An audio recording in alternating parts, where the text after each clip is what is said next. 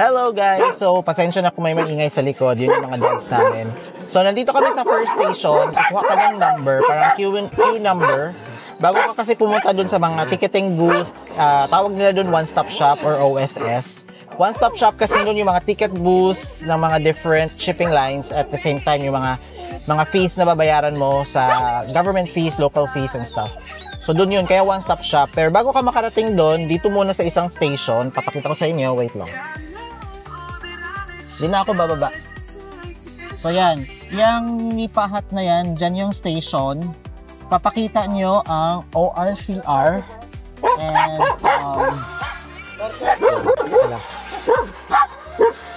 so doon nyo ipapakita yung ORCR at the same time yung driver's license.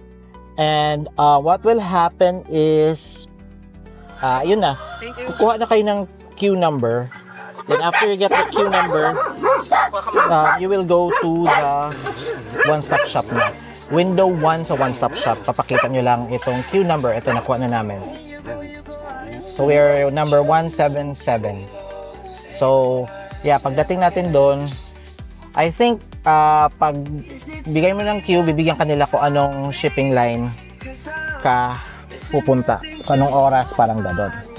So yun yung seatbelt na ako. So yun yung step 1. Malalaman nyo yung booth kasi nipahat lang siya, and then pag punta kasi dito sa Matnog, paakyat kasi siya, winding na pa, liko-liko or winding. Paakyat siya, tapos pag nakaahon na kayo dun sa pinakamataas, bababa na siya dun. Nandun mismo yung station 1, yung nipahat na yon. And then few ayan na, pakita ko lang sa inyo, ayan. So few kilometers or maybe 1 or 2 kilometers away, doon na yung one-stop shop. Punta ka na ng window 1 kasi doon ko nakita yung window 1. Tapos sa window 1, yung nakita kong lalaki kanina, after niyang nilog yung number mo, sasabihin na niya kung anong window ka next. Kung anong shipping line, parang ganun. Kasi may schedule naman yung shipping line, sunod-sunod naman yan. And then, swerte namin ngayon kasi sabi kanina, hindi daw masyadong maraming tao. In fact, nung nag-inquire kami kanina doon sa one-stop shop, that was around 8 o'clock or 8:30. Ang number na nakita ko doon sa kuya na pumunta sa window 1 was 144 or 147. Tapos ngayon, anong oras na ngayon? It's 10 o'clock. So after 2 hours, nasa 177. So it's like over 30 vehicles lang. So konti lang talaga. Alright guys, so now I'm on my way to the one-stop shop. And wait. Yeah, so I'm on my way to the one-stop shop, and ito na yung one-stop shop actually. Okay, ba yan? Out of frame ako palagi. Ito na yung one-stop shop. So kita nyo, ang daming windows.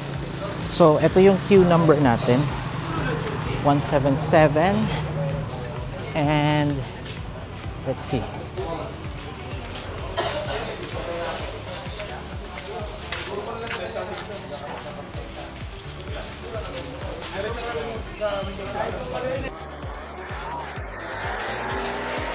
So sinusulat ni kuya yung number, yung plate number, tsaka yung type ng vehicle, which is light vehicle.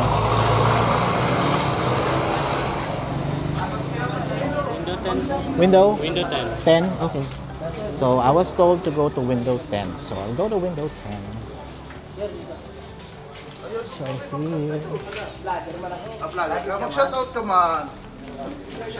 So this is window 10. So let's see. 16.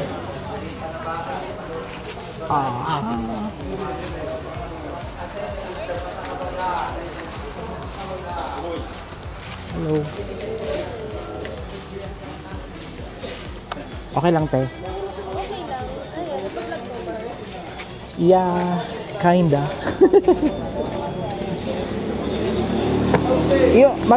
Yung fee niyan, te, is good for one person, the driver. And then, pag may isang passenger, i-add na lang yung passenger. Okay. Tama? 192 yung passenger. 192? Okay.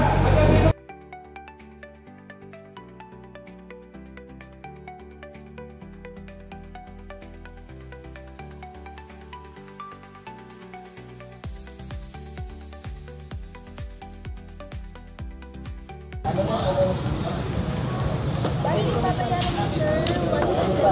1,872. Alright, so I'm paying 1,872.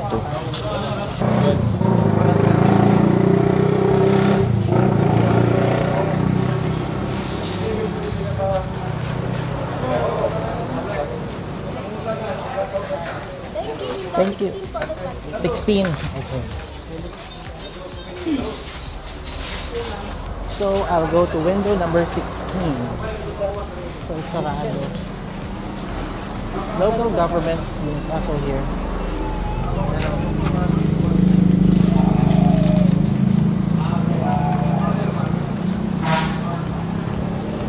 Meron po.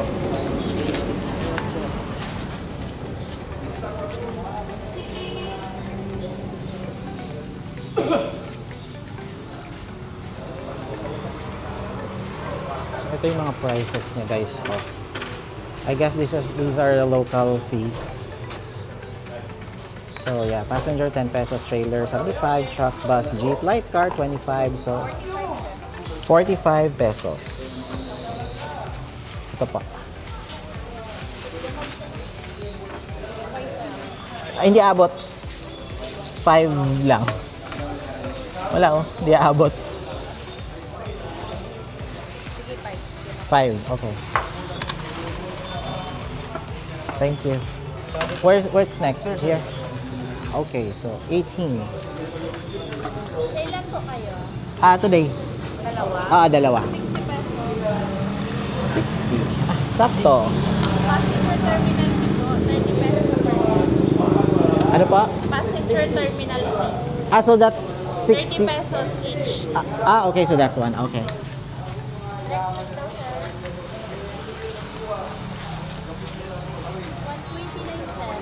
129, sir. 129. Sa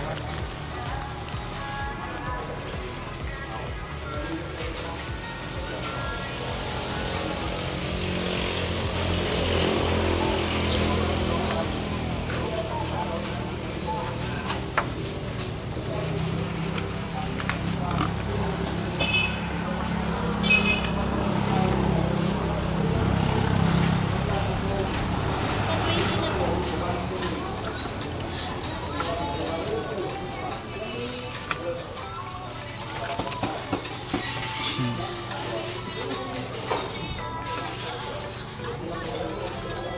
Tapos what's next na kuya? Punta na doon? Okay. Thank you po. So, the process is pretty much straightforward. So I went to window 1 and then ano na? I paid and then dire-diretso na.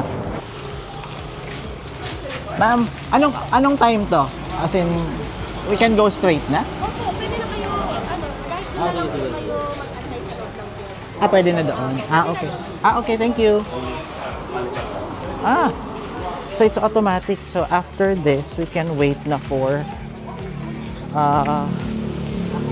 the ship dun sa pier. Pretty much straightforward. I went to window 1 and then kaya bilhin ako ng window 1 o go to window 8. So ano yun? Basta. Ayun palang window na yun, it's already the ticket. It's already the fee. You'll pay for the ticket na and then sunod-sunod na yun from one window to the other. That's it. Pwede na mag-wait sa pier. Then we can go na.